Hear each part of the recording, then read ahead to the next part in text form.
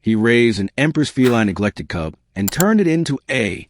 The first time Elias Core saw the Empress Feline's cub, it was huddled in the corner of a glass enclosure, too weak even to raise its head. Its fur, which should have gleamed with the opalescent sheen of the Etherean royal pride, was dull and matted. The other attendants whispered that the creature wouldn't last a week.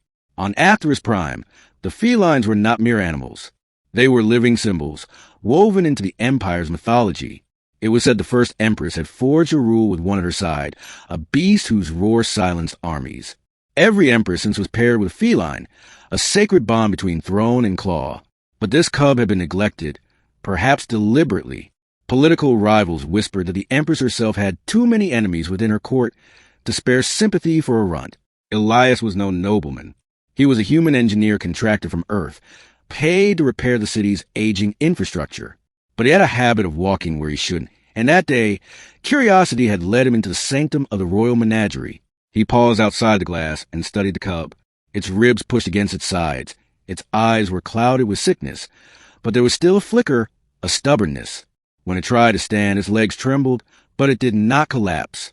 "Poor little thing," Elias murmured. "They've written you off already, haven't they?" The cub's ears twitched. Slowly, painfully, it raised its head and met his gaze. For an instant, Elias felt something deep, a resonance, like two souls brushing. He should have turned away, but instead, he pressed his palm against the glass. The cub lifted its paw, weak and trembling, and mirrored him. The beginning. That night, Elias couldn't sleep. He kept seeing those clouded eyes in his mind, the way the cub had struggled to meet his hand. He knew it was madness, but the thought festered. If no one else would care for creature, then he would. The next day, he bribed his way back into the menagerie. The attendants didn't care. Most had already abandoned hope. With a stolen pass and his engineer's clearance, Elias began sneaking in daily. He brought nutrient paste stolen from medical supplies, heat coils to warm the cub's den, and scraps of fabric to soften its bedding. The cub fought to eat at first, hissing weakly, its instincts defensive. But hunger overruled pride, and soon it accepted the food. Day by day, its strength returned. Elias cleaned its fur, whispered to it, told it stories of Earth's great cats, lions, tigers, leopards. He named it Naira, after an ancient Earth word meaning strength of the night. Weeks passed. The attendants noticed the cub's recovery, but assumed it was coincidence.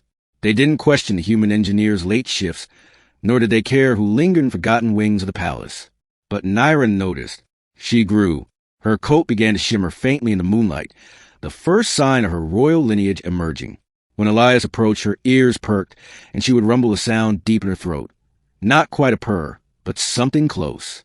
One night, as Elias scratched behind her ear, Naira pressed her forehead against his chest. He froze, realizing what had happened. The Empress Feline cub had chosen him. The middle. Word of Naira's survival spread to the palace like wildfire. Core advisors had already begun plotting to replace her with a healthier cub, perhaps smuggled from an off-world breeder. But now, their whispers turned uneasy. This run had not only survived, but was growing strong. The Empress herself, Leora Vey, came to inspect. Elias was ordered to kneel as she approached, her golden robes sweeping the marble floor. Naira stood beside Elias, tail lashing protectively. This cub was to die, the Empress said coldly. Yet here it stands. Elias lowered his gaze. Majesty, I cannot watch it fade. Forgive me if I overstepped. Leora studied Naira, her stern expression unreadable. Then she smiled faintly, the kind of smile that hid daggers.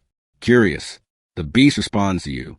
Naira pressed closer to Elias, as if confirming it. The court gasped. The Empress raised a brow. A human engineer bonded with a royal feline? That has never been done. Majesty, an advisor protested, it is heresy. The bond must be with the throne, not some outsider. Leora silenced him with a glance. Perhaps, or perhaps fate writes its own script. She turned to Elias. You will raise this creature. But remember, the pride belongs to the Empire, not to you. And just like that, Elias's secret care became official duty. Training Naira was no easy task. Her lineage gave her intelligence far beyond Earth's cats, but also ferocity. She grew larger by the month, her muscles coiling with power, her claws like obsidian blades. But she trusted Elias absolutely. He became her anchor, her guide. He taught her commands in a blend of human and Etherian words. He built devices to challenge her, obstacle courses with shifting platforms, holographic prey to sharpen her instincts, even gravity chambers to strengthen her body. She thrived, but the court seethed. Nobles whispered that a low-born human had stolen their sacred bond. Plots thickened. More than once, Elias returned to Naira's den to find her food laced with poison, her bedding sabotaged with blades. Each time, Naira's keen senses or Elias's vigilance saved her. One night, as Elias lay in his quarters, a blade-wielding assassin crept in. Elias fought desperately, barely surviving, until Naira crashed through the wall, roaring with a voice that shook the palace. She tore the assassin apart, then stood over Elias, eyes burning with protective fury. From then on, no one doubted their bond. Years passed. Naira matured into a beast unlike any seen in living memory. Her coat shimmered like liquid starlight. Her roar resonated with a power that rattled steel. The people began to whisper of her as the star-pride queen, a creature destined for legend. But with her rise came peril. The Empire's enemies, rival star systems, pirate coalitions, and rebel factions, all saw Naira as a symbol. If she lived, the Empress's reign would grow stronger. If she died, the throne would weaken. The final test came when the Zorth Dominion invaded. Massive warships blotted the skies, their armies descending upon Atheris Prime. The Empress's generals panicked. They were outnumbered 10-1. It was then that Leora summoned Elias. "Your bond with the feline is undeniable," she said. "If there is any hope, it rests with you and her. Let her into battle. Show the galaxy that the pride still roars." Elias's heart pounded. He was no soldier, only an engineer who had loved a dying cub. But when he looked into Naira's eyes, glowing with unwavering trust, he knew he could not refuse. The climax. The battlefield was chaos. Zorth war machines thundered across the plains, their cannons shredding Etherian defenses. The sky burned with fire, and then came the roar. Naira charged across the battlefield like a comet. Elias rode upon her back, clinging to her mane of shimmering fur. Her claws ripped through armored walkers. Her fangs shattered steel. Energy blasts scorched her flanks, but she fought on, driven by fury and loyalty. Where Naira went, the Etherian soldiers rallied. Her presence turned fear into fire, despair into defiance. Armies that had been breaking now surged forward, inspired by the living embodiment of their legends.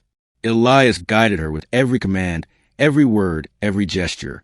Together, they struck at the Dominion's command carrier. Naira leapt impossibly high, crashing through its hull like a living meteor. Elias planted the charges he had engineered, and the ship erupted in flames. The Dominion fleet faltered. Leaderless, broken, they retreated. The Empire was saved. The ending. In the aftermath, the people chanted Naira's name. Songs were sung of the human who had raised a dying cub into a legend. Empress Leora stood before the gathered masses. At her side was Naira, gleaming with battle-scorched glory. And beside Naira stood Elias, scarred, weary, but alive. "The throne endures," Leora declared. "And it endures because of this bond, forged not by blood, nor by decree, but by love and will. Let the galaxy know, the pride is eternal." Elias knelt, but Naira nudged him upright with her massive head, as if refusing to let him bow. The crowd erupted in cheers. From that day, Elias was no longer just an engineer. He was known as a keeper of the pride, guardian of the Star Pride Queen. Naira never left his side. She had chosen him when she was frail and forgotten, and she would remain with him until the stars themselves went dark.